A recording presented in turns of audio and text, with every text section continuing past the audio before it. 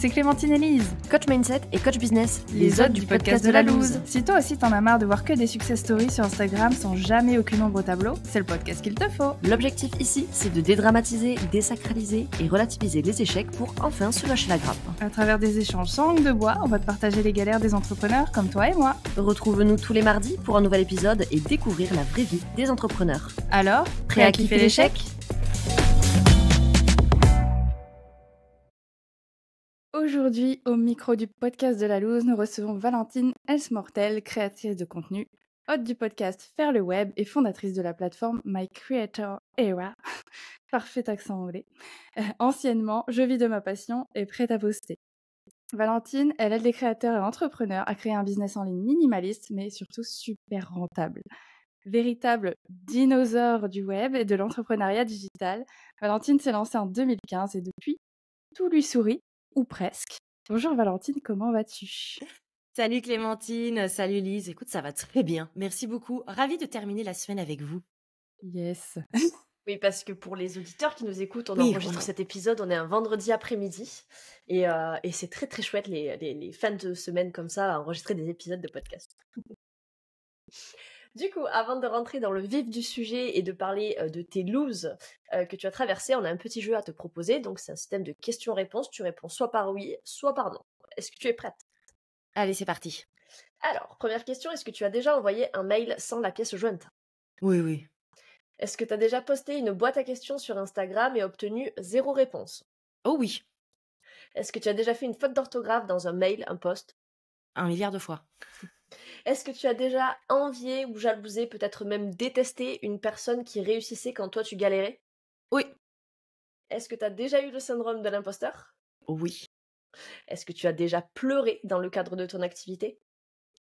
Ça a dû arriver, mais là je m'en souviens plus. Ok. Est-ce que tu as déjà eu envie de tout arrêter ? Eh ben, au fond non. Ah, intéressant.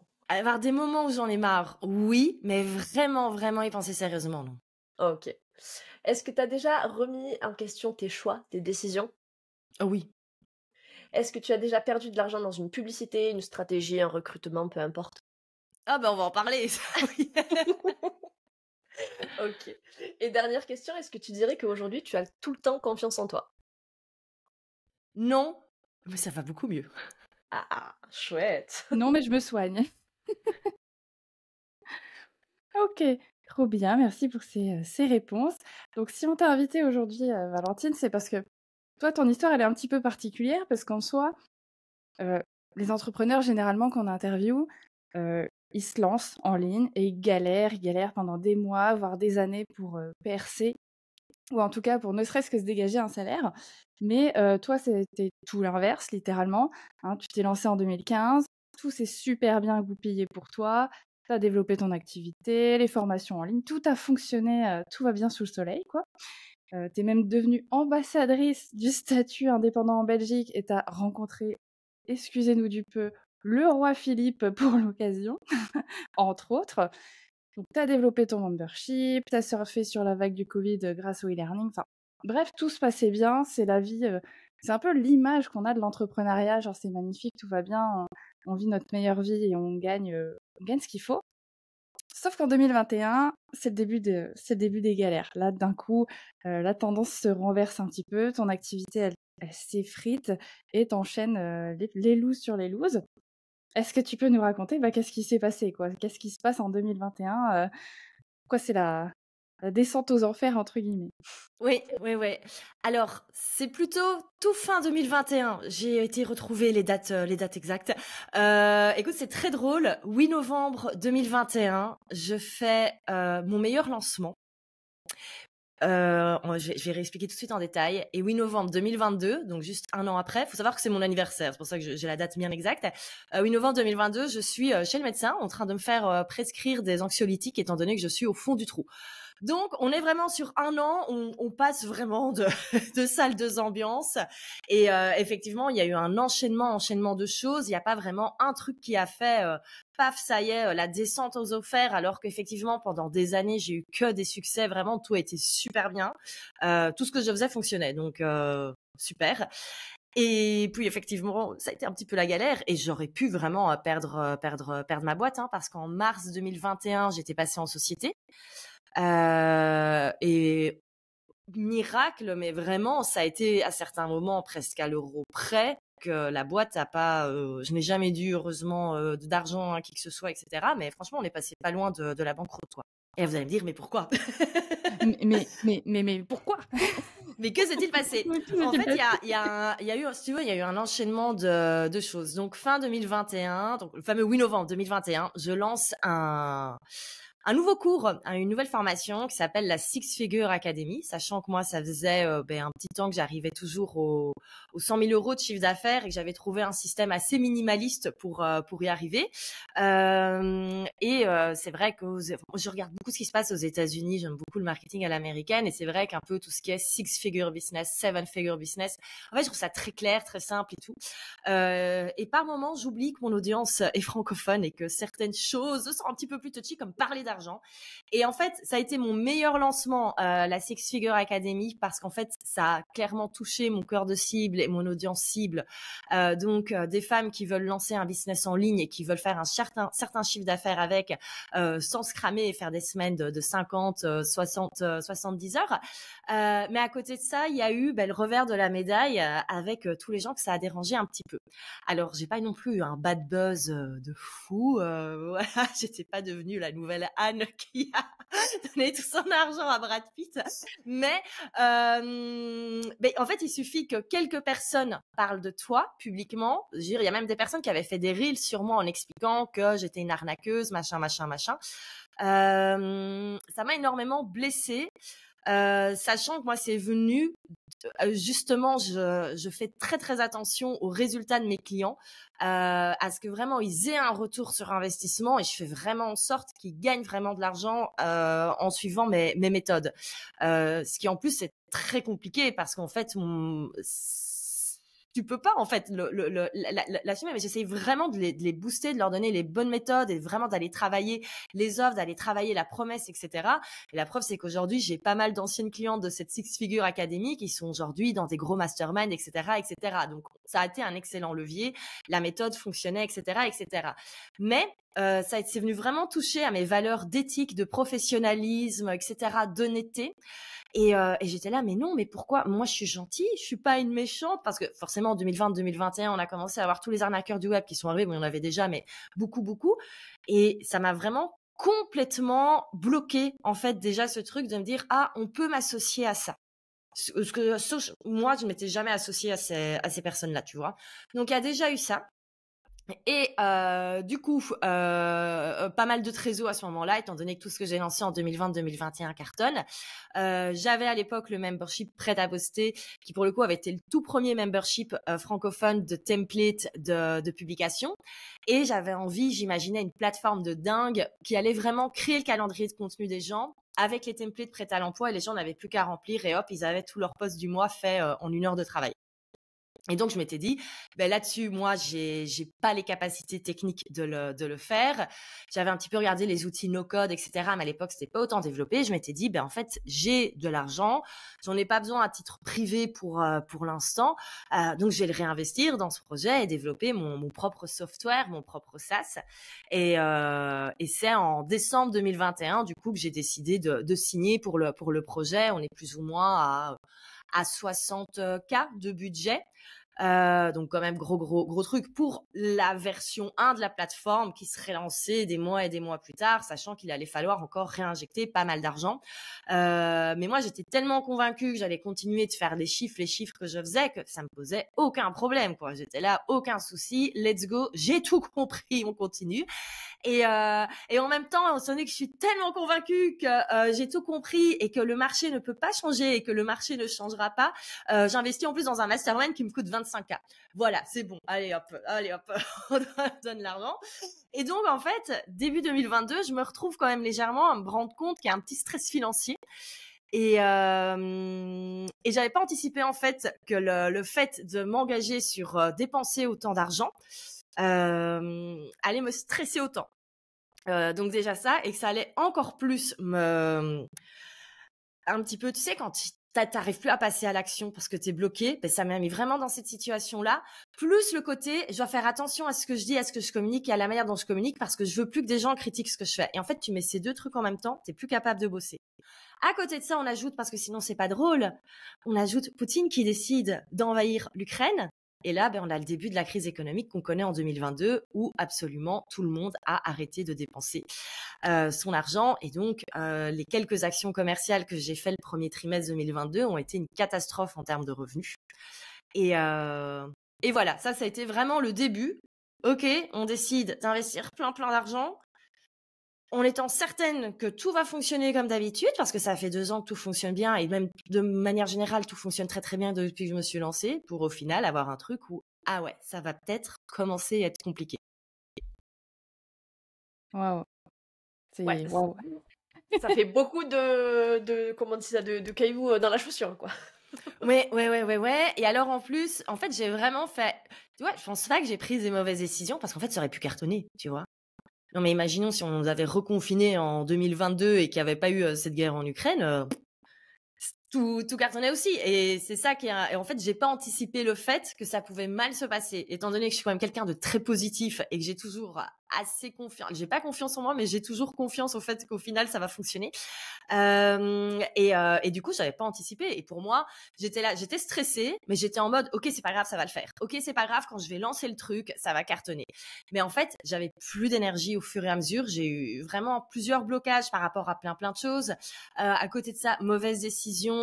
J'entendais tellement, il faut déléguer, il faut construire une équipe, que j'avais pris une stagiaire ici sur Bruxelles. Alors heureusement qui a super bien bossé, mais je me suis rendu compte que je m'étais à nouveau enfermée dans un système un petit peu 9 to 5 parce que je me sentais obligée. J'avais pris des bureaux. Alors ça aussi, encore une fois, c'est des frais, hein, c'est sympa, mais voilà.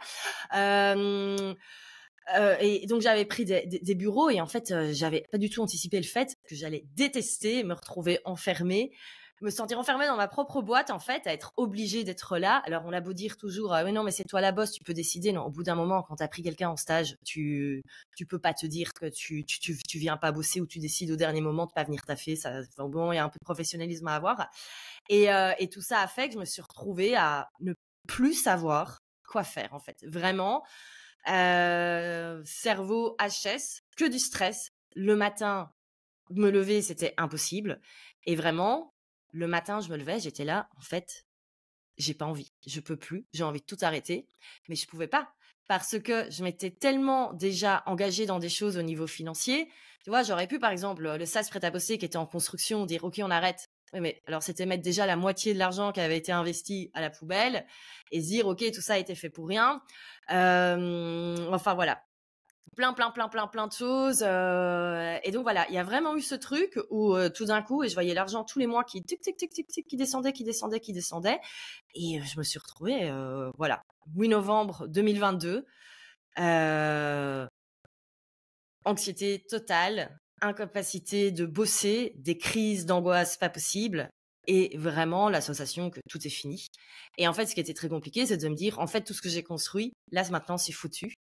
Et il va falloir que je retrouve un taf, en fait. Ouais, c'est parti jusque-là, quand même de en fait, j'ai tellement perdu et là, c'est tellement compliqué que, il va falloir que je trouve, une solution, rapide, simple et efficace quoi pour, sortir la tête de l'eau, quoi. Ouais. OK. Et du coup, est-ce qu'on peut revenir parce que justement, au niveau du bad buzz, parce que si tu Oui. dis qu'il y a quand même des gens qui t'ont, enfin, qui ont fait des vidéos sur toi, comme on peut en voir, très critiques, j'imagine, «Ah bah tiens, regarde ce qu'elle raconte». Comment tu l'as enfin, tu me l'as dit, tu l'as mal vécu, ça t'a vraiment blessé, mais qu'est-ce que tu t'es dit et puis comment t'as réagi? Comment t'as fait face? Parce que j'imagine que est-ce qu'il y a eu une vague en plus de commentaires un peu, ben, désagréables, sur ton compte aussi, j'imagine? Enfin, je me dis, c'est un peu le truc qu'on peut redouter parfois sur les réseaux, d'avoir cette, justement ce buzz et de se retrouver en plus dans un truc qui nous correspond pas. Ouais, qu'est-ce qui s'est passé? Comment tu l'as vécu vraiment, Oui, alors personne n'est venu me voir moi directement. Je crois que les gens n'ont pas osé. Mais par contre, j'ai vu des choses passer. Donc effectivement, j'étais là, j'envoyais à toutes mes copines. J'étais là: «Non, mais pourquoi? Et en fait, tout le monde me disait: «Mais c'est pas grave, tu t'en fous. Enfin, ça fait partie du game. Au bout d'un moment, tu es un petit peu visible». Je me souviens notamment, j'avais envoyé, à Aline que vous avez eu, dans un épisode, qui me disait: «Mais c'est pas grave, c'est que c'est pas pour eux, c'est qu'ils comprennent pas et c'est pas grave. Juste, passe ton chemin, hein, ton lancement a cartonné et c'est bon». Mais il y a rien à faire, j'arrivais pas à passer au-dessus, mais ça, c'est aussi ma personnalité. C'est un truc sur lequel j'ai énormément bossé ces dernières années. Ça m'a peut-être fait énormément de bien au final. C'est vraiment le regard des autres. Je crois que ça vient de l'éducation que j'ai eue. On m'a toujours expliqué qu'il fallait faire très attention à son apparence, à ce que les gens pensaient de nous, ce côté vraiment un petit peu bourgeois, presque, voilà, les apparences d'abord. Et donc forcément, j'ai beaucoup de mal avec le jugement, j'ai beaucoup de mal avec la critique, avec le fait qu'on puisse émettre un avis négatif dans la vie privée comme dans la vie la vie business, quoi. Et donc voilà, super super compliqué. C'est un truc qui m'a encore j'ai encore dû passer outre à certains moments. Et c'est en 2023 que alors je m'avance déjà un petit peu, mais vraiment focus sur la critique, où là je me suis dit bon, maintenant il faut s'y remettre un petit peu niveau visibilité. Et c'est vrai que j'ai énormément été sur l'argument tunnel de vente, tout ce qui est evergreen, etc. Parce que j'ai vraiment moi plein de systèmes automatisés. Et je savais très bien que j'allais avoir qu'une femme qui parle d'argent sur les réseaux sociaux. Et pourtant, je suis pas la plus cash. Il y en a qui le font beaucoup plus. Je savais très bien que j'allais finir par avoir des commentaires du genre tu fais du OnlyFans, t'es une arnaque, etc., etc., etc. Et je me suis dit en fait, au lieu de le redouter, il faut plutôt le voir comme une preuve de réussite presque. Et je me suis dit la première fois que j'aurai un commentaire qui me dit tu fais du OnlyFans, c'est que t'as réussi, c'est bon. Et ben à un moment je l'ai eu. Oh, tu vois le commentaire, c'était même pas le commentaire, c'était un gif, tu vois, OF, et j'ai fait ah c'est bon. Les reels commencent à être viraux. Donc voilà, donc je le voyais plutôt comme ça. Et après c'est vrai, moi je me dis toujours des commentaires comme ça peut paraître peut-être un petit peu méchant, mais je regarde en fait le profil des gens et je me dis mais dans la vraie vie, si cette personne venait, déjà les gens ne viendraient jamais me critiquer en face, mais si vraiment cette personne venait me dire quelque chose, est-ce que j'y prêterai attention?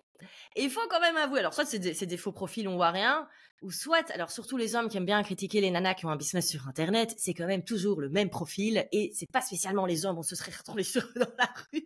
Et donc, je ne dis pas qu'il y a que le physique qui compte, mais clairement, voilà, c'est pas, tu vois le profil, t'es là, c'est bon, Jackie, non, je m'en fous de ton avis, en fait. Donc voilà, donc c'est un petit peu ça. Et donc voilà, et me dire en fait que oui, que c'est de la critique, que c'est de la jalousie qu'on émet. Au final, je trouve que alors il y a aussi beaucoup de gens qui ont beaucoup de temps à perdre. Moi, il y a justement un de ces mecs qui avait été chercher les statuts de ma société pour aller voir vraiment au niveau de l'argent. Et je me souviens, il avait été analysé, il m'avait dit oui, mais ta société, elle a un passif de autant, tu dois 40 000 € d'argent à tes fournisseurs, pour essayer vraiment de me démonter. Et j'étais là, en fait, tu peux pas analyser tes chiffres sans savoir, en fait, c'est quoi les 40 000 €? Le fournisseur, c'est moi, c'est ma société qui m'a pas payé encore de l'argent qu'elle me doit, parce que comme je suis traumatisée de ma baisse de trésor, je laisse l'argent sur la trésor. Donc voilà. Et du coup, c'est très drôle en fait de voir que les gens ont du temps à perdre. Et j'ai passé beaucoup de temps en fait à essayer aussi un petit peu d'éduquer certaines personnes en expliquant, en disant non, je peux comprendre qu'il y a des arnaques sur le web, mais voilà, tu peux aller voir les témoignages de mes clientes, etc. Tu peux l'écouter sur mon podcast, certains. Mais en fait, c'est pas possible. Au bout d'un moment, il y a des gens, ils sont bernés, cernés. Et voilà quoi. Et est-ce que d'un point de vue business, du coup, tu as eu des répercussions de ce bad buzz? Est-ce que tu as senti peut-être des désabonnements ou une baisse de trésor, des choses comme ça, ou pas du tout? Il y a eu une baisse de trésor due à tous les trucs par après, mais par rapport à ça, directement, non, absolument pas. Absolument pas. Après, franchement, c'était un tout petit truc, hein. Pour moi, j'en ai fait une montagne, hein, mais on n'était pas en mode tout Internet. Il y a des filles qui ont connu des vrais bad buzz par après, quoi. Donc voilà. Donc non. Moi, je me souviens. Et non, et franchement, je crois que mes clients n'ont même pas vu. Même celles, elles s'en foutaient, quoi. Ouais, ça a plus eu un impact sur toi, même tu nous l'as dit un peu après, où tu faisais plus attention à ce que tu disais, là où ça t'a peut-être du coup un peu bloqué dans ta manière de communiquer, où avant tu aurais été plus direct et que là tu es là genre ouh là là, attention pour pas que ça retombe. Oui, et ça par contre, ça a été un des effets négatifs, c'est que du coup, c'est à ce moment-là que j'ai perdu en régularité, alors que j'adore créer du contenu à la base, j'avais toujours été très très régulière. Et en fait, comme je ne savais plus comment communiquer, je ne savais plus quoi dire, du coup, je postais plus rien. Bon, tu postes plus rien, tu n'attires pas de nouvelles personnes. Donc forcément, ta database de leads ne se renouvelle pas. Et au bout d'un moment, tu te retrouves à avoir un business qui stagne parce que tu n'attires pas des nouvelles personnes tout simplement et que les gens qui ont déjà acheté un cours ne vont pas le réacheter une deuxième fois pour te faire plaisir. Donc voilà. Ouais, ok. Ouais, ça a eu un impact en fait plus long terme, mais plus sur ta manière de communiquer et ta peur finalement un petit peu de communiquer librement en fait, tout simplement. Oui, oui, oui, oui, oui, oui, oui. Ok. Ok, ça marche. Donc il y a eu ça. Et après, donc tu nous dis ouais, l'argent mis sur la table pour ce projet 2022, du coup. Ouais. Et là, bah, ça se passe pas. Enfin, beaucoup d'argent mis sur la table et finalement peu de finances qui rentrent derrière. Ouais, ouais, ouais, ouais, ouais, ouais, ouais. Et l'incapacité totale de faire un lancement correct. Ouais. C'était en septembre-octobre. Je crois que je suis un peu traumatisée parce que c'est la seule date exacte que je n'ai pas été recherchée, mais je n'ai pas été, voilà, clairement, où il y a eu un mini lancement. Voilà. Les gens qui ont pris l'abonnement, ce sont des personnes qui me suivaient depuis des années, qui voulaient soutenir le projet, etc., etc. Mais clairement pas, ça n'a pas clairement pas été ce que j'imaginais un an avant. Et d'ailleurs, je me souviens, 2-3 semaines après le lancement, je suis partie en Turquie en vacances. J'ai dormi pendant une semaine. Bon, après, on était dans un club all-in où c'était un petit peu la seule chose qu'il y avait à faire, c'est dormir sur son transat. Mais vraiment, l'épuisement total, quoi. Je n'ai fait que dormir. Même le soir, au lieu d'aller profiter de l'all inclusive et de boire plein de cocktails, 21h30, je dormais, quoi. Donc, ce qui n'est pas vraiment dans mes habitudes en vacances. Donc voilà. Donc, j'étais vraiment lessivée.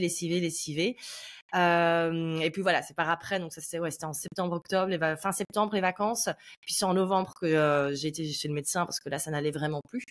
Mois de décembre, je me suis un petit peu foutu la paix. Je crois que je faisais vraiment toujours des petites actions avec le peu d'énergie que j'avais, en mode ok c'est bon.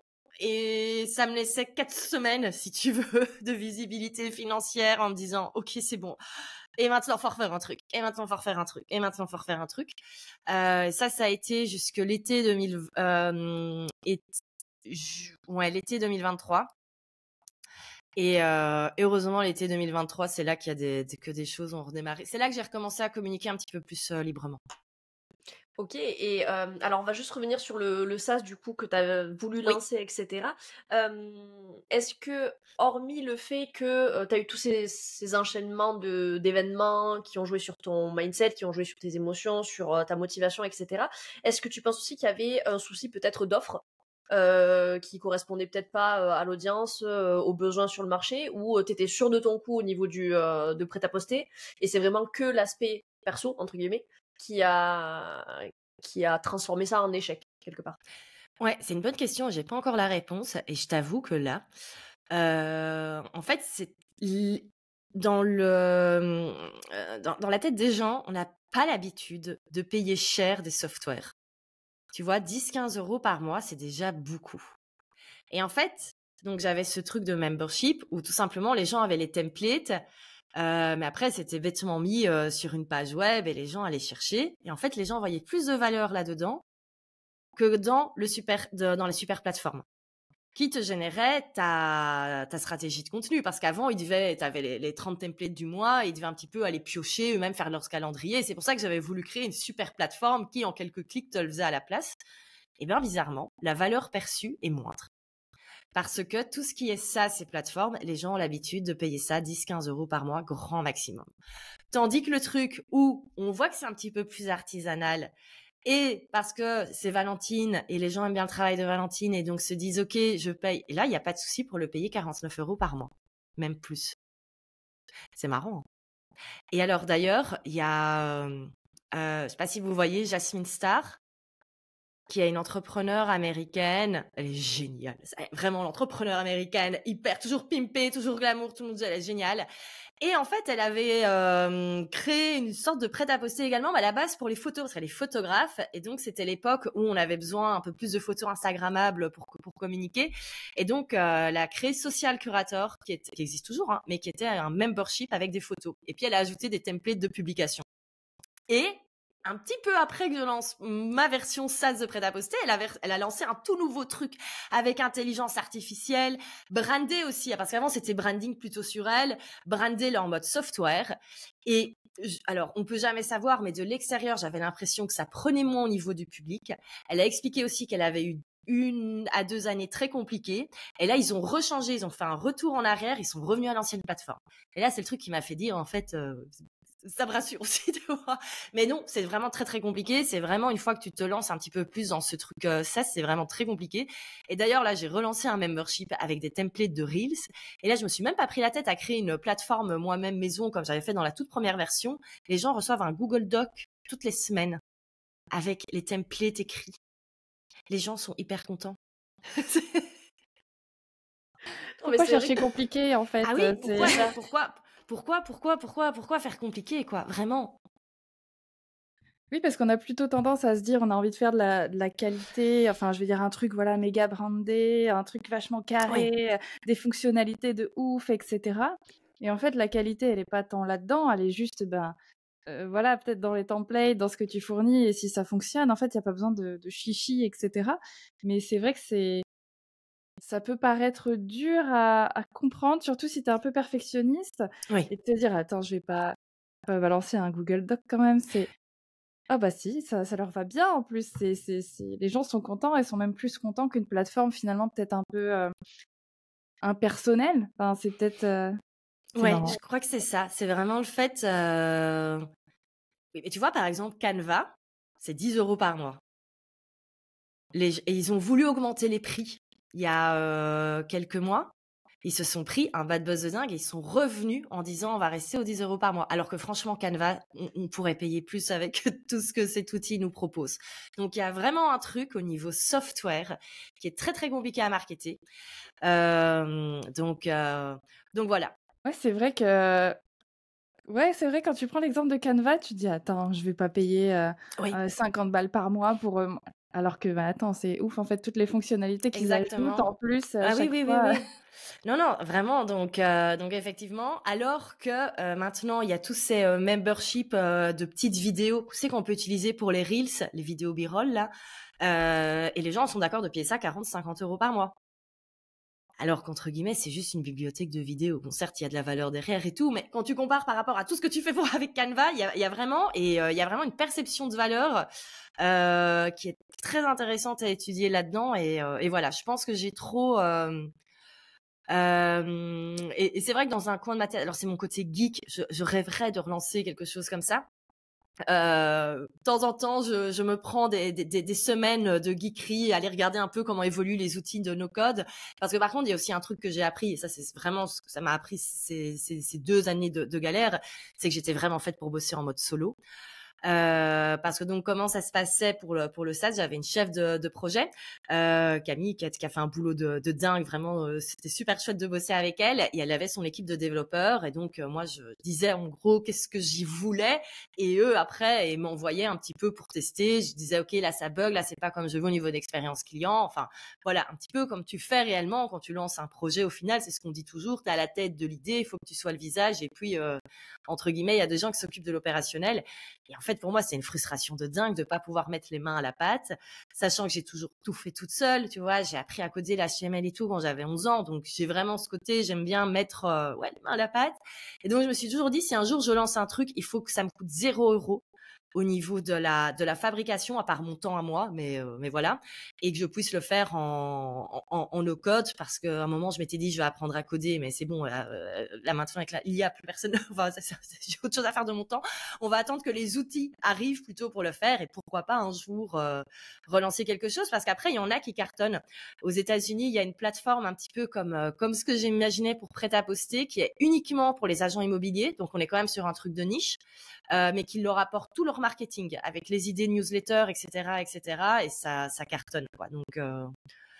Donc voilà, donc je pense qu'il y a des choses à faire. Peut-être un jour j'y reviendrai, mais pour l'instant je reste sur des business models qui sont un petit peu plus intéressants en termes de marge, tout simplement. Oui, puis il y a aussi, je pense, le décalage entre le marché américain. Tu disais, ils sont plus en avance que nous, très clairement, sur le côté francophone. Et du coup, peut-être que le marché aussi n'est pas encore prêt pour ce genre de solution un peu plus élaborée et que ça viendra potentiellement plus tard. Ouais. Ou peut-être aussi, oui, oui. Ok, trop bien. Et du coup, tu nous avais parlé aussi que même par rapport au marché, ça avait été un petit peu saturé aussi. Parce que bah, c'est vrai que toi, tu es arrivé avant l'essor de toutes ces formations en ligne. Donc en fait, toi, tu étais le dinosaure entre gros guillemets, hein, évidemment, elle n'est pas si vieille, hein, mais, mais, donc toi, tu avais pu faire ta place facilement. Tu t'es rendu compte là, après Covid, enfin, ouais, après Covid, que le marché il commençait à saturer et qu'il fallait évoluer aussi peut-être de ce côté-là. Comment tu l'as vécu ça? Eh ben, ça, je vais t'avouer, même si bien sûr maintenant il y a plein de petits jeunes qui se sont lancés et qui ont des très gros followings, c'est un truc, ça m'a jamais inquiété. Ça m'a jamais. En fait, moi, ce qui m'a pris plus de temps là ces derniers temps, c'était de réfléchir à qu'est-ce que j'avais envie de faire et de la manière dont j'avais envie de le faire. Parce qu'en soi, les stratégies marketing, etc. Mais d'ailleurs, quand je te disais qu'en l'été 2023, ça avait repris, c'est parce qu'en fait, je savais exactement ce qu'il fallait faire pour que j'ai un bon coup de visibilité et qu'on puisse retrouver des revenus un petit peu mieux par rapport à mes problèmes d'anxiété financière. Mais j'étais pas totalement alignée à 2000% avec ce que je faisais. Je dis pas que j'aimais pas ce que je faisais et que j'ai vendu de la merde, etc. Loin de là. Mais c'était pas exactement comme j'avais envie de le faire. Mais j'ai vraiment eu du mal à retrouver exactement qu'est-ce que j'avais réellement envie de faire niveau business, avec quel message, avec quelle manière, etc. Et c'est juste qu'au bout d'un moment, je me suis dit, bon, ben, on va pas continuer à réfléchir pendant des années parce que là, c'est plus possible. Donc, en fait, quand j'ai besoin de mettre un coup de boost, je sais les actions à mettre. Donc, c'est pour ça que je me suis jamais inquiétée.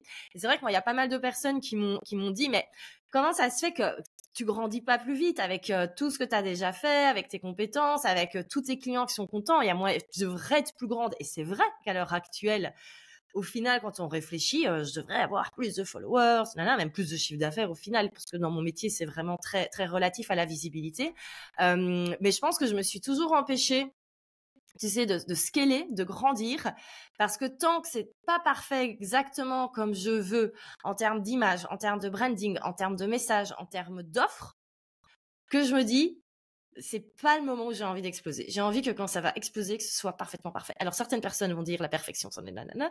Oui, je suis d'accord, mais il y a quand même je pars du principe être satisfait à 80% de ce qu'on propose et être satisfait à 20%. Et voilà. Et là, j'étais en 2023, début 2024, satisfaite à 30% de ce que je proposais. Donc voilà. Ça a permis de survivre, mais pas en mode. Et là, moi, ça a été un gros travail que j'ai fait du coup. C'est vraiment cet été 2024, j'en ai profité pour vraiment grosse période d'introspection pour ok, qu'est-ce que j'ai réellement envie de faire et pas qu'au niveau business, même au niveau de ma vie, je me suis posé beaucoup de questions. Et voilà, et pour me dire ok, c'est bon, maintenant, je sais où je veux aller, je sais exactement l'audience vers qui j'ai envie d'aller maintenant et pas changer dans 6 mois. Je vois exactement où je veux être dans 1 an, dans 3 ans, dans 5 ans. Ce qui est un truc en fait qui m'avait toujours un petit peu manqué, c'est cette vision sur le long terme. Parce que je crois que j'ai jamais eu besoin de me la poser parce que comme tout ce que je faisais fonctionnait très facilement. Et en fait, j'ai toujours énormément pivoté parce que ça changeait un petit peu tout le temps. Mais je me suis dit maintenant, il faut vraiment que je me pose.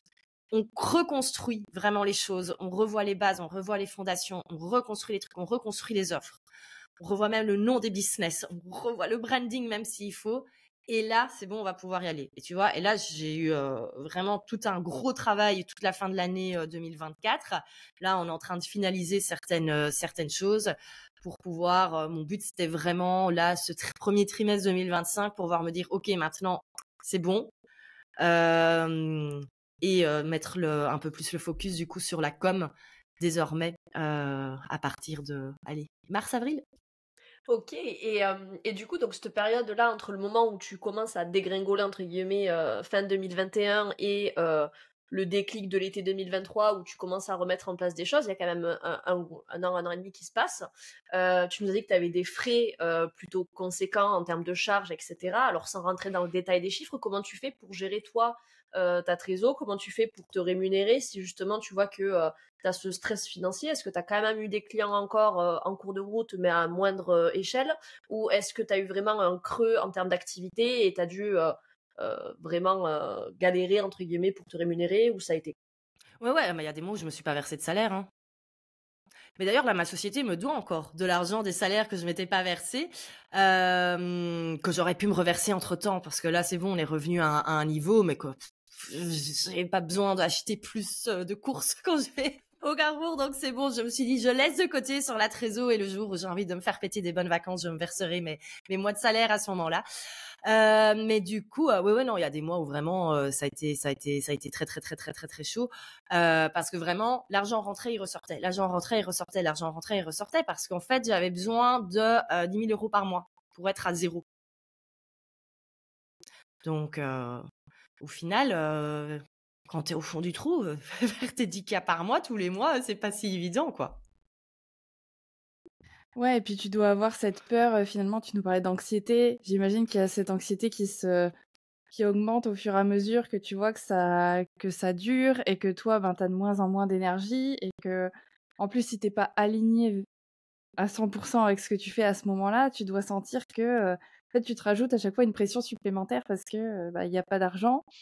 En tout cas, je suis à zéro, mais combien de temps je vais pouvoir tenir jusqu'à zéro? Surtout si tu nous disais que il y a des moments, c'était à 1 € près pour que la société, elle reste à flot, quoi. Ah ouais, c'était toujours vraiment. En fait, l'argent rentrait, il ressortait, il rentrait, il ressortait, il rentrait, il ressortait, il rentrait, il ressortait. Et ça, c'est épuisant, quoi. C'est vraiment de pas pouvoir se dire, ok, je vais pouvoir être un peu chill. Surtout que moi, j'ai toujours connu, tu vois, 2020-2021, j'avais toujours eu des très grosses rentrées, en fait. Ou vraiment des trucs où je pouvais me dire, à la limite, c'est bon, je vais arrêter de bosser pendant 6 mois. Et en fait, c'est à ce moment-là que tu prends les bonnes décisions parce que t'es pas dans le stress. Et c'est quand t'es dans le stress financier que tu prends toutes les mauvaises décisions. De toute façon, ça, on le sait. Donc voilà. Mais après, parfois, il y a pas le choix. Tu vois. Donc, au bout d'un moment, on y va et on se dit tous les mois, ok, qu'est-ce que je fais maintenant? Bon, voilà, let's go, let's go, let's go. Et voilà, quoi, jusqu'au moment où tout d'un coup, il y a une action qui va un peu mieux, on peut un peu souffler, et puis au fur et à mesure, ça a repris. C'est vraiment l'été 2023 où là, j'ai pu commencer à ressouffler un petit peu plus à ce niveau-là.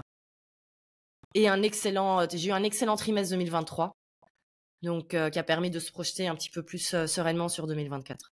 Ok, et dans toute cette période-là, est-ce que tu es resté seul dans ton coin ou est-ce que tu as osé demander de l'aide, des conseils ou tu as préféré tout garder pour toi par peur ou par ego, enfin j'en sais rien? Alors c'est très très drôle, mais tu sais que personne ne s'inquiétait pour moi dans mon entourage, hein. Parce que comme tout a toujours fonctionné. Même, je me souviens, c'est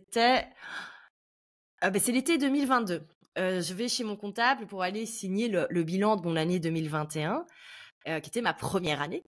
Et il me dit: «Oh, c'est trop bien, t'as fait plus de chiffre d'affaires que les projections, nin et tout». Et je fais: «Ouais, mais là, je commence à avoir un petit peu peur parce que et tout». Il dit: «Mais non, il y a pas de souci et au pire, si t'as une moins bonne année, ça arrive et cetera et cetera».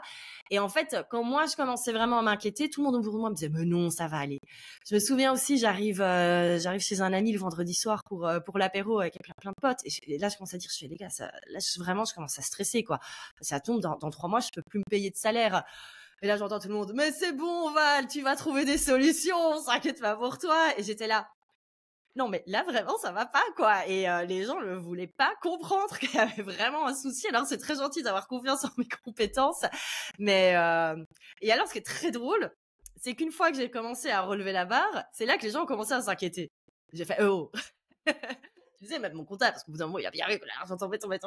Il était là: ça va aller. Je fais: non, mais là, t'inquiète, j'ai repris. Mais t'es sûr? Je fais: oh, viens pas me miner le moral, hein. C'était il y a 1 an qu'il fallait s'inquiéter. Maintenant, c'est bon. Donc voilà. Donc oui, et puis quelques amis business. Puis on va être honnête, ça a été des années compliquées économiquement pour plein de business. C'est même pas les business en ligne, hein. J'ai quelques copines photographes aussi qui ont vu leur chiffre d'affaires diminuer. Ça a été tout le monde. Et clairement, si j'avais pas décidé de faire fin 2021 tous ces investissements-là, oui, j'aurais vécu comme tout le monde une baisse du chiffre d'affaires, ou peut-être pas. Peut-être qu'au final, il y aurait pas eu de souci, mais ça m'aurait pas inquiété autant. Oui, là, c'était une accumulation de plein de choses entre le SaaS plus le mastermind qui sont tombés en même temps et Les bureaux à payer tous les bureaux à mois. payer. Et puis j'avais commencé à faire plein de frais. Par exemple, début 2022, j'avais signé pour, que je continue de payer pour avoir une pension libre pour en plus ce qu'on appelle en Belgique la pension libre pour indépendants complémentaires, la PLCI. Et en gros, c'est ta société tous les mois qui met de l'argent sur un compte et quand tu prends ta retraite, tu récupères tout l'argent. Ouhou, trop bien. Donc c'est très bien sur papier. Quand tu as un business qui tourne, qui fait du chiffre d'affaires, c'est très très bien. Cela dit, quand tu commences à avoir besoin de tout l'argent que tu gagnes, en fait, tu vois ça qui part tous les mois, alors tu peux stopper. Mais en fait, j'étais tellement HS que même envoyer un email à mon courtier en assurance en disant OK, est-ce que là c'est compliqué, est-ce qu'on peut mettre ça en pause, quelles sont les solutions en gros, et en fait on peut simplement mettre en pause, il suffisait d'envoyer un email. Mais j'étais tellement HS que j'étais pas dans la capacité de le faire, quoi. Ouais, le moindre petite Oui. action, ça te paraissait une montagne, quoi. Ah oui, oui, oui, oui, oui. Moi, la question, c'est et qu'est-ce qui a fait est-ce qu'il y a eu un déclic particulier pour que tu te remettes sur pied, que ce soit d'un point de vue physique, santé, mais aussi d'un point de vue business? Est-ce qu'il y a eu vraiment un moment spécifique où ça s'est fait progressivement? Est-ce que tu as mis des choses en place petit à petit pour reprendre le rythme et relancer la machine?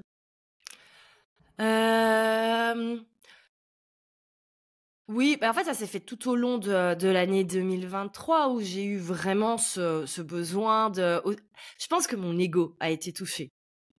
On va être honnête, et il y avait un peu ce côté en mode non, non, mais les gars, je suis pas terminée, vous allez voir, ça va revenir là, ça va reprendre. Donc il y a eu, je crois que c'est ça aussi. Voilà, plus autre chose, je crois dans ma vie privée, mais j'ai pas envie de plus expliquer. Donc voilà. Mais globalement, voilà. En fait, ça s'est vraiment fait petit à petit, mais un petit peu comme, je crois, toutes les personnes qui ont un moment des périodes de difficulté au niveau boulot ou même santé mentale. Ou tu sais, c'est pas un truc qui fait que tout d'un coup, du jour au lendemain, t'es guéri d'une dépression, t'es guéri d'un burn-out. C'est des choses qui sont petit à petit et au fur et à mesure, et puis l'enchaînement de certaines choses, et puis voilà, quoi. Donc oui, c'est ton ego, en gros, tu avais quelque chose à prouver, ton ego, il s'est dit, «Vas-y, tu sais quoi, il est hors de question qu'on me voit à terre là et puis, entre tout ce qui se passe actuellement, non, je vais m'en sortir et puis, c'est bon, je vais vous montrer et puis je vais me montrer que je suis toujours là et que» Ouais, et tu sais, pour rebondir aux questions du début, où je te disais je me verrais pas faire autre chose, je pense que c'est Oui, ça aussi. Je ouais. pense que c'est ça aussi, au final, je me voyais pas faire autre chose. Donc au bout d'un moment, quand il y a pas de plan B, il faut que le plan A fonctionne, et donc c'était un petit peu ça aussi. Et c'est vrai que j'ai tendance à être un petit peu acharnée parfois quand j'ai un truc en tête, ma mère me dit toujours ça: «Quand tu as un truc à tête, tu l'as pas ailleurs», et donc non, il est hors de question, et même encore maintenant, parce qu'alors du coup, j'ai entendu pendant un an que des choses, parce que c'est vrai que le marché de tout ce qui est formation en ligne, cours en ligne et tout, en 2022-2023, ça a quand même été assez compliqué parce que tout le monde a investi dans des cours pendant le Covid. Donc les gens après ont été clairement gavés, disons-le. Et donc j'ai entendu tellement de choses en mode non, il faut évoluer vers ça, mais vers des choses que j'ai pas envie de faire. Et j'étais là, non, en fait, moi je veux faire les choses à ma façon. Et si c'est plus lent maintenant, c'est pas grave, ce sera plus lent, mais je sais que ça va cartonner. Alors après, certaines personnes pourraient se dire peut-être qu'elle se fait des illusions, etc., etc. Mais non, parce qu'au final, quand j'ai mis en place toutes les choses où justement tout le monde me disait ça va pas fonctionner, quand j'ai remis en place des tunnels de vente vers des cours en ligne en 100% autonome, ça a cartonné. Donc voilà. Donc ça aussi, ça a été un apprentissage. Au final, arrête d'écouter ce que les autres te disent et juste suis ton intuition, suis ce que tu as envie de faire, et voilà, quoi. C'est marrant, je me suis fait la réflexion il y a pas longtemps, sur ce genre de situation où, c'est cool parce que du coup, tu as ta persévérance qui ressort, tu vois? Tu te dis: «Vas-y, je vais y aller, je vais y aller, je vais y aller, je vais y aller». Sauf qu'il y a il y a un revers de la médaille à cette persévérance, c'est l'obstination. Des fois, il faut savoir aussi lâcher quand, tu as essayé, mis tout en place, et que ça marche pas. Toi, tu étais vraiment convaincu que ça allait marcher et c'est pour ça que tu as continué? Ou est-ce que tu as quand même eu des doutes à certains moments à te dire: «Bah, en fait, là, je vais peut-être baisser les bras parce que, ce que je mets en place, j'ai pas encore les résultats que je veux»? Non. Mais c'est ça, c'est pas ma personnalité de dire on baisse les bras, on abandonne. Je pense qu'une personne saine d'esprit aurait abandonné sans avoir un petit souci là-dessus. Mais non, non, clairement, objectivement, il aurait fallu stopper certaines choses, quoi. Enfin, encore maintenant, je me demande, mais comment est-ce que j'ai tenu aussi longtemps? Cette période me paraît très courte au final, hein. J'ai l'impression que ça a été 2 mois alors que ça a été 2 ans. Mais voilà, au final. Au final, tu es toujours là et ça a rebondi, plus que jamais et de nouveau sur les rails et sur une bonne direction, quoi. Ouais, et super motivée pour 2025. Franchement, Ah, je suis vraiment super contente. C'est la première fois que j'ai vraiment une vision claire sur ce que je vais faire au niveau des différentes actions. Je sais exactement qu'est-ce qui va être fait en octobre, en novembre, etc. C'est chose que j'avais jamais fait en réalité. Donc voilà. Donc là, trop hâte de pouvoir développer tout ça. Enfin, continuer de développer tout ça, quoi. trop bien, bah, hâte de voir ça du coup, voir ce que ça va devenir, comment ça va se lancer et comment quels résultats tu vas avoir. Peut-être que là, tu seras satisfaite à 80 et que, tu t'autoriseras à Ce serait pas mal. Mais tu sais que j'ai revu pas mal de choses aussi, hein, parce qu'on est dans une industrie qui est drivée par le chiffre d'affaires. Et ça fait partie des choses aussi qui m'ont un petit peu, que j'ai retravaillé cet été. C'est un petit peu me demander, en fait, qu'est-ce que j'ai réellement envie de faire et à quel moment je suis heureuse dans ma vie. Et certes, j'adore avoir un business qui tourne et rentrer du chiffre d'affaires. Mais est-ce que c'est le truc qui me rend le plus heureuse au monde? Non, au final, moi, ce que j'aime bien, c'est voyager, c'est passer des bons moments avec mon entourage. Et donc, tu sais, j'ai vraiment fait le calcul aussi. En fait, quel est le chiffre d'affaires minimum que je dois faire pour vivre ma best life? Et je me suis rendu compte qu'en fait, j'en étais pas si loin. Et donc, je me suis dit, OK, c'est bon, maintenant, on va mettre en place les choses pour faire ça tous les mois et s'autoriser maintenant aussi à un petit peu plus vivre et ne pas aller pourchasser les objectifs de chiffre d'affaires d'autres personnes qui, en réalité, sont parfois très malheureuses. Et voilà, donc ça a été un bon reset aussi. Et en fait, je pense aussi que ça m'a fait du bien, c'est que je me suis vraiment éloignée de pas mal de choses dans l'écosystème business francophone. Tu vois, je suis plus partie de aucun mastermind, etc. Parce que comme j'ai tendance à faire les choses d'une manière un petit peu différente des gens, on me dit tout le temps ah non, ça c'est pas possible, ah non, ça tu peux pas faire, ah non, ça. Et pourtant, quand je lance les choses que j'ai envie de faire à ma manière, c'est toujours à ce moment-là que j'ai les meilleurs résultats. Mais comme j'ai toujours, tu sais, ce besoin de reconnaissance et de problèmes de la vie des autres, le fait d'avoir eu aussi constamment autour de moi, et c'était pas fait méchamment, hein, mais avoir vraiment être entourée en entendant toujours ah non, ça va pas fonctionner, tu peux pas faire comme ça. Ah mais non, le marché il est compliqué en ce moment. Ah non, non, non, non, non. Qu'au final, t'avances pas. Et donc, heureusement, je suis à Bruxelles où il y a personne. Donc, c'est très, très bien. Tu vois, je suis dans ma bulle. Alors, j'ai quand même encore des amis business avec qui je peux échanger. Mais c'est vrai que j'ai tendance à ne plus trop partager les choses sur lesquelles je travaille. Je les garde vraiment pour moi. Je me rends compte que ça me convient beaucoup mieux pour ne pas avoir l'avis des autres. Au final, ça me permet de mieux avancer au final. Oui, parce qu'on a tous ces potes business ou autres, ou cet entourage qui donne son avis sans que tu l'aies vraiment demandé, et qui toi vient juste te polluer l'esprit, ou même de manière inconsciente. Aujourd'hui, quand tu ouvres les réseaux sociaux, LinkedIn, Instagram, tout ça et tout, c'est pareil, on te martèle un discours qui inconsciemment rentre dans ton esprit, donc tu penses vouloir la même chose que ces gens-là, et au final, tu te rends compte, en te cassant la gueule, que c'est pas vraiment ce que tu voulais, et t'es pas la seule à nous partager ce genre de retour d'expérience. On a eu 2-3 interviews où à chaque fois, quand il y a eu des grosses galères qui ont impliqué justement soit des problèmes de santé physique, mentale, etc., soit des grosses galères financières, elles ont toutes eu ce passage où elles ont dû se reposer les bonnes questions. Qu'est-ce que je veux? C'est quoi ma vision? Comment je vois les choses, etc., pour se remettre sur pied, tu vois. Donc même si ton histoire, c'est pas tout à fait la même que la leur, c'est pas une problématique isolée, tu vois. Donc c'est rassurant quelque part de voir que ça arrive à n'importe qui. Ah ouais, non mais les gens, ils ont tendance à projeter leurs propres croyances et leurs propres peurs dès qu'on leur explique quelque chose. Et moi encore, c'était il y a tout pile un an, on s'était fait avec quelques anciens du mastermind dans lequel j'étais un petit week-end pour brainstormer business entre nous. Et j'en suis revenue un petit peu traumatisée parce que quand j'ai expliqué les choses que j'avais envie de mettre en place, tout le monde m'a dit « Ah mais non, c'est pas possible, tu vas te cramer, tu peux pas faire tout ça toute seule, nanana, nanana. » Et j'étais là, mais en fait, je voulais juste vous expliquer, je vous demandais même pas un avis. En fait, je voulais juste expliquer parce qu'on était censé expliquer chacun ce qu'on voulait faire sur l'année.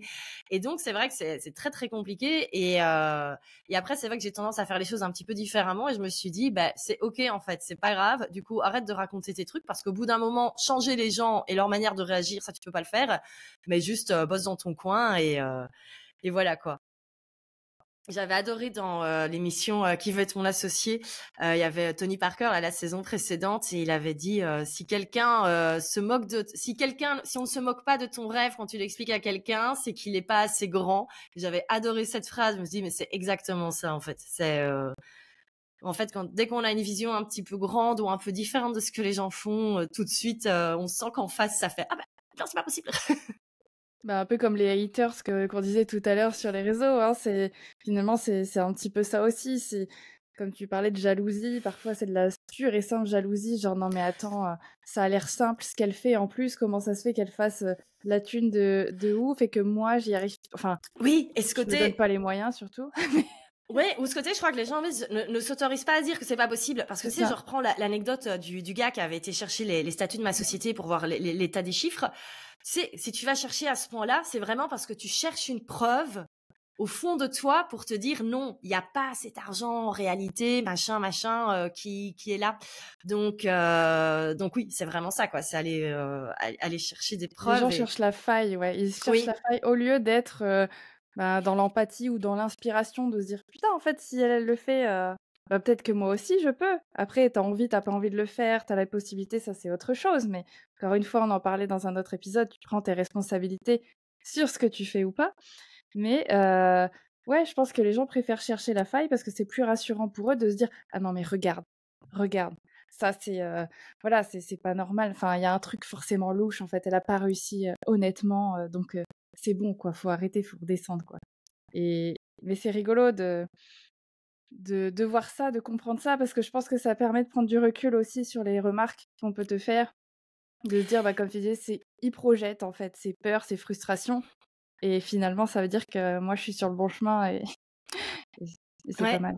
Et maintenant, je suis arrivée au point où ça me fait rire. Et comme là, l'objectif, ça va vraiment être de bien grandir en 2025. Je les attends, tu vois. Je suis prête. Et je me suis plutôt mise dans le mindset, en fait, ça va me faire rire. Et je crois qu'à des moments, ça va piquer, mais j'ai surtout envie d'en rire. Et par exemple, sur mon compte plus perso, je fais pas mal de sport. Typiquement, je poste un truc au sport. Il y a des moments où les gens, tu sais, les stories, souvent les gens se trompent. Ils veulent envoyer la story à leur pote avec un commentaire et en fait, ils l'envoient à toi. Et je sais pas combien de fois j'ai vu des trucs. Bon, avec la taille de ses haltères, elle va pas réussir à se muscler ou des choses comme ça. C'est là, mais c'est pas possible. Ou alors, il faut aussi une fille qui avait envoyé, qui avait dit, tu crois que ça fonctionne si bien que ça, son business? Enfin, des trucs comme ça. Et un lundi à 22h30, et j'étais là, mais en fait, c'est tellement drôle de se dire qu'il y a des gens qui ont que ça à faire le lundi à 22h30, d'aller un petit peu bitcher sur mon business ou aller bitcher sur la taille de mes haltères. Et donc voilà. Et je me dis aussi, bah, en fait, je préfère être la nana qui crée son contenu, qui est visible, qui bosse pour avancer dans ses objectifs, plutôt qu'être la personne qui est probablement affalée dans son canapé en train de manger des chips en regardant mes vidéos de moi au sport. Et voilà quoi. En train de bitcher tranquillement avec ses copines parce que c'est facile de critiquer, mais après de lever ses fesses effectivement et de passer à l'action, c'est autre chose, hein. Exactement, exactement. Puis il y a les gens qui aiment aussi envoyer des messages directs, cash. Bah écoute, Ah bah au c'est comme moins, ça. écoute, C'est comme ça fait partie du game quoi. C'est comme ça. Mais ça arrive enfin, à plein plein d'autres gens. Je pense notamment aux youtubeurs McFly et Carlito, qui, avant de faire. Ils ont fait une pause là, il y a quelques temps, justement, parce qu'ils étaient un peu saoulés du YouTube game, du monde digital, etc. Ils recevaient des sales commentaires, tout ça et tout. Et là, depuis qu'ils sont revenus, ils ont fait un truc que j'ai trouvé génial. C'est le mur des haters. Ils ont récupéré tous les commentaires qui les assassinaient. Et en fait, ils l'ont tourné à l'autodérision parce qu'ils ont pris le recul sur les critiques, etc. Ils ont travaillé là-dessus et maintenant ils les affichent et ils se marrent en fait en même temps que les gars qui trollent quoi. Donc c'est chouette de voir que on peut transformer quelque chose de négatif en quelque chose de positif. Je le mets entre gros guillemets quand même, mais ouais, donc ça ne touche pas que les gens, enfin, les entrepreneurs sur Instagram ou ailleurs. Mais de toute façon, dès qu'on est un peu visible, tout le monde se fait critiquer. Il y a aucun sportif qui n'a que des fans. Enfin, regarde, par exemple, je pense à Cristiano Ronaldo, Kylian Mbappé, ils se font tout le temps critiquer. Des acteurs, des chanteuses. Taylor Swift se fait tout le temps critiquer par plein de personnes. Bon, est-ce que ça les empêche de faire leur taf et de cartonner dans leur domaine respectif? Non. Donc, suivons plutôt ces exemples-là qu'être voilà, dans son canapé en train de critiquer en mangeant des chips. C'est toujours ça que j'ai comme image. Ça, c'est valable que pour l'élection de Miss France. J'allais dire, c'est ça. Ou alors t'assumes pleinement, tu vois, que oui, toi, tu fais pas les choses pour être comme ça. Voilà. Moi aussi, je bitch devant Miss France, mais je sais très bien que, ouais, je fais pas les trois quarts des efforts pour être aussi comme ça. Donc voilà, j'assume. Et puis je vais pas leur écrire surtout pour leur dire, parce qu'en soi, elles sont Mais juste oui, magnifiques, quoi. mais, C'est mais, surtout mais ça. c'est ça. Et on a tous un avis sur quelqu'un, et je pense qu'on a déjà tous eu Ben une oui. discussion avec des copines où tout d'un coup on va critiquer un petit peu quelqu'un. Mais ça reste dans la sphère privée. Et je ne sais pas pourquoi tout d'un coup cette sphère privée est devenue normale, et les gens pensent que c'est normal de t'envoyer leur avis comme cela. Mais bon. C'est ça. Bon, écoute, hein, ça, c'est leur défouloir, hein, mais comme tu dis, le tout, c'est de travailler sur ce que tu peux contrôler. Et donc, plus essayer d'en rire et de se dire, prendre du recul, de se dire, attends, comme tu dis tout à l'heure, le Jackie, là, je le croise dans la rue, il me fait un commentaire comme ça, je lui rigole un peu au nez, quoi. Donc, c'est ça, prendre le recul sur qui te fait la remarque. Et en fait, est-ce que ça te touche vraiment? Si toi, t'es clair dans tes bottes, au final, ça ne doit pas te toucher, en tout cas pas t'impacter autant que ça a pu l'être avant. Exactement. OK, et est-ce que tu aurais un dernier conseil, alors peut-être mindset ou business, organisationnel, enfin quelque chose pour, justement, ben, s'il y a des gens qui se retrouvent un peu dans la même situation que tu as pu vivre, à cette époque-là, ou juste un conseil comme ça que tu as vraiment envie de partager parce que c'est une leçon que tu as retenue de tout ça, qu'est-ce Ouais. que ce serait? Alors, j'avais noté parce que je suis toujours très nulle pour ce genre de choses, avec la bonne finalité. Qu'est-ce que j'ai mis? Savourer chaque victoire. Oui, voilà. Non, en fait, je pourrais aussi ajouter déjà ne pas croire que les choses sont acquises. Et ça, c'est vraiment quelque chose. Et je l'ai vu vraiment cette année, et j'ai l'impression que les paroles s'ouvrent, mais on le voit, il y a quand même pas mal de personnes qui aussi lancent des choses, et que forcément, ça ne se fait pas forcément. Là, j'ai adoré la youtubeuse Océane. Elle a fait en 3 épisodes, elle est revenue sur toute son année 2024, et en fait, elle a lancé une marque de vin pétillant en canette, et ça a été très très compliqué. D'ailleurs, là, ils sont en train de prendre la décision d'arrêter ou pas, alors qu'avec son million de followers, on aurait pu se dire, bah, elle va écouler son stock, et en fait, ça n'a pas aussi bien fonctionné qu'elle ne le pensait. Et pourtant, allez, je vais pas dire qu'elle pensait que c'était acquis, mais quand on a une telle visibilité, on pourrait se dire ça cartonne. Ben non, en fait. Donc, je crois toujours se dire qu'il y a la possibilité, et déjà avoir un petit peu, pas le plan B, mais en tout cas, quand on investit de l'argent, pouvoir se dire, moi, je me suis toujours dit maintenant, si j'ai investi de l'argent, il faut que ce soit de l'argent qui est sur mon compte et dont je n'ai pas besoin dans l'année à venir, pour avoir le temps, au cas où, si c'est pas récupéré, de pouvoir revenir. Donc ça, c'est plutôt ça.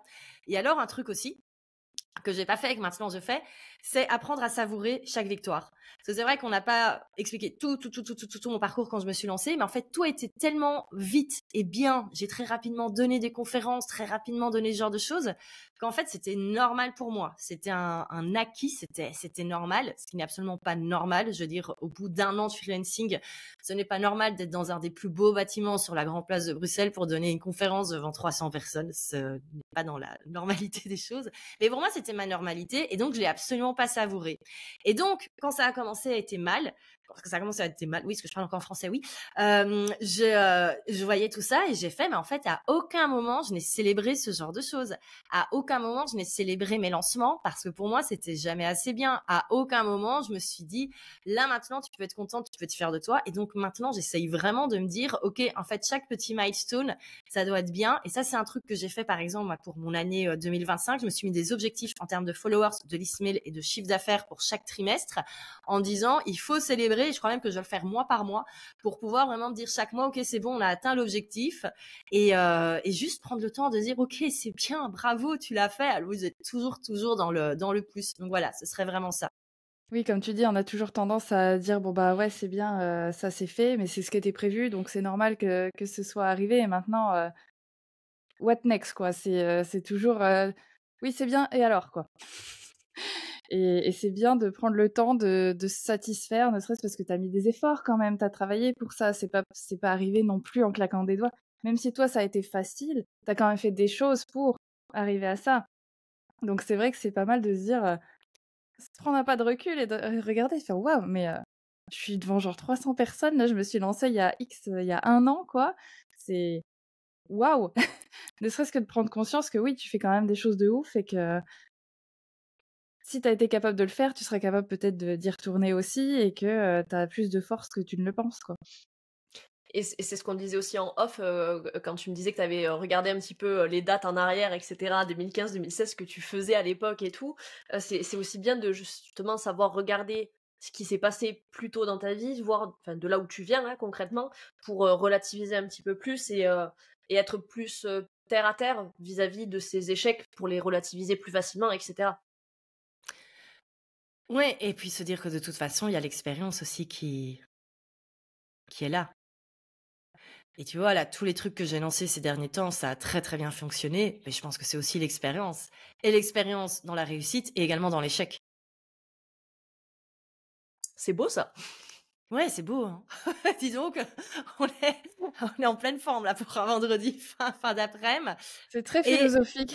Et tu sais, cette année, je vais fêter mes 10 ans en étant à mon compte. Et en fait, tu n'as personne qui, en 10 ans, n'a connu que des succès. Je crois que c'est également hyper important à rappeler. Et en fait, on a très peu d'exemples de gens qui ont duré aussi longtemps.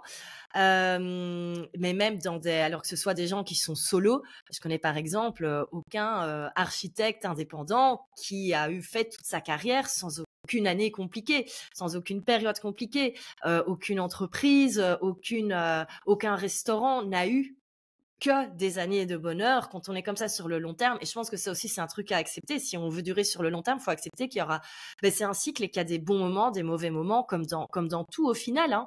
Comme dans les amitiés, il y a des moments où ça peut être un peu compliqué avec certains amis, ça peut être dans les longues relations de couple, il y a des moments où c'est compliqué. Voilà, ça fait partie de la vie, quoi. C'est juste, faut l'accepter, l'anticiper, et voilà. Trop bien, parfait. Bah écoute, c'est un super mot de la fin. Du coup, Valentine, où est-ce qu'on te retrouve sur les réseaux? Ou où est-ce que... Ouais. Alors, le plus simple, c'est d'aller directement sur Instagram et d'aller sur mon compte à moi, Valentine Elsmortel, qui est un petit peu mon hub central où je partage toutes les choses que j'aime, mes haltères trop petites au sport, ce genre de choses, mes sprints en terrasse, mes concerts de Taylor Swift et le business. Et de là, en fait, ça redirige vers tous les Instagram des business, après avec toutes les ressources. Donc voilà. Ok, parfait. Donc, tout est centré là-bas. Et voilà, si vous avez plein de passions, si vous aimez Taylor Swift et les sprints, vous pouvez aussi y aller. Exactement. Et la course à pied aussi, de ce que j'ai cru comprendre. Et puis voilà. Ok, parfait. Bah, merci beaucoup, Valentine, pour ce super épisode. Eh ben, écoutez, merci à vous pour l'accueil. Et c'était trop bien. J'espère que les auditeurs auront apprécié cet épisode. Si l'épisode t'a plu, partage-le à tes potes en galère et dis-nous qui tu aimerais découvrir sur ce podcast. Nous, on se retrouve la semaine prochaine. Et rappelle-toi, c'est pas parce que t'as la loose que t'auras pas de flouze. #DropTheMic.